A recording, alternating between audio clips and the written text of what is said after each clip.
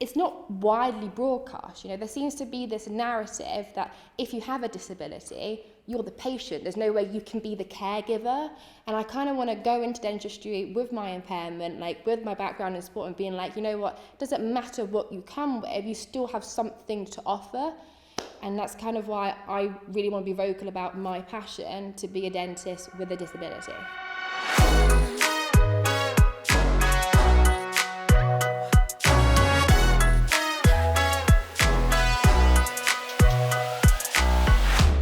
Put into Google dentist with a disability and dentist in a wheelchair, and nothing came up. The only thing that was coming up were things to do with like, how can you access your local dental practice in a wheelchair? Can you call up in advance and get a ramp put out? And I was like, that's a disabled person as a patient. That's not someone with a disability being a practitioner. And I was really quite stumped by it. And it kind of made me think. I was like, well, if there's not out there, am I actually going to be able to do it? And my dad said, well, my orthodontist when I was a kid was in a wheelchair. And that was the first time that I kind of felt like, well, maybe if they can do it, then I can do it too. And sometimes you need to know that that pathway is available to you. I'm sure there are dentists out there with impairments, but I wasn't expecting nothing to come up, because I know people that have disabilities that work in healthcare. Like our old physio has cerebral palsy, so I know that there are people who have disabilities that work in those professions. I just didn't expect there to be nothing come up for the one that I wanted to go into.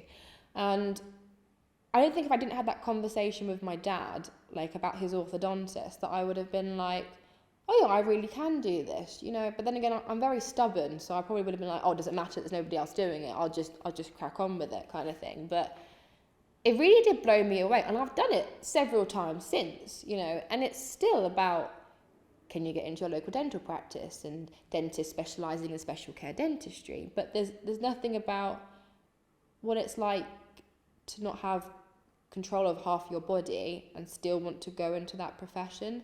In a way, it was upsetting, that no one had really forged that path, to be like, I want to do this, you can do this, I want to show other people. And maybe there are loads, there could be loads of dentists who practice in a wheelchair, but they don't want, the attention or possible backlash for being a practitioner, because there is, unfortunately, that narrative of disabled people take away healthcare resources rather than being a really useful input into the system. I have this thing that I know I'm going to be stared at when I'm walking down the road. So I make every effort to do my hair, to wear nice clothes and things like that. I'm going to give you something to stare at, because you're going to stare at me anyway. I don't want you thinking, oh, there goes like the person with the ratty swim hair, or she's in the way kind of thing. It's like, oh, like she's got a nice smile. That's what I want to think. I want to be like, oh, she's in a wheelchair, it's inconvenient. Like, oh, like she's just a normal person like the rest of us. And the amount of stares that you get having a disability is so frustrating, and I kind of hope that I can become a positive talking point, that people will be like, oh, I went to see the disabled dentist and she was just as great as any other practitioner out there.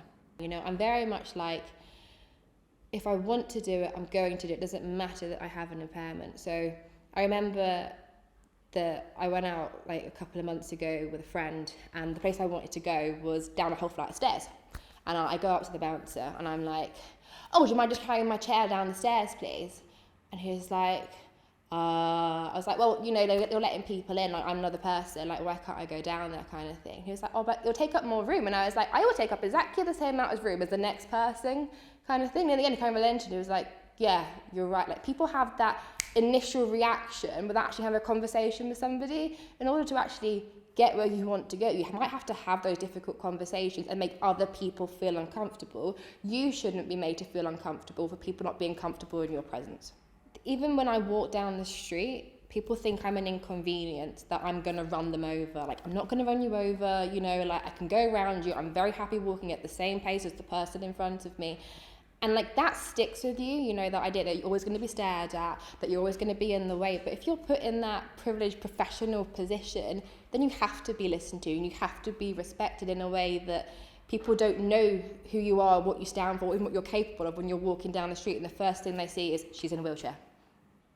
I hope it's no longer a dead Google search. I hope I pop up and it's like, Grace Harvey, dentist in the community, former athlete, inspiring the millions, something like that. You know, I hope we don't have to have conversations about what were the barriers. It's just like, oh, you get on with this, you know, or how do you feel about seeing X person in this campaign with this disability? It's just like, oh, that's just normal, you know. It's just something you don't have to think about. You might say, oh, I was served by the brown haired checkout lady.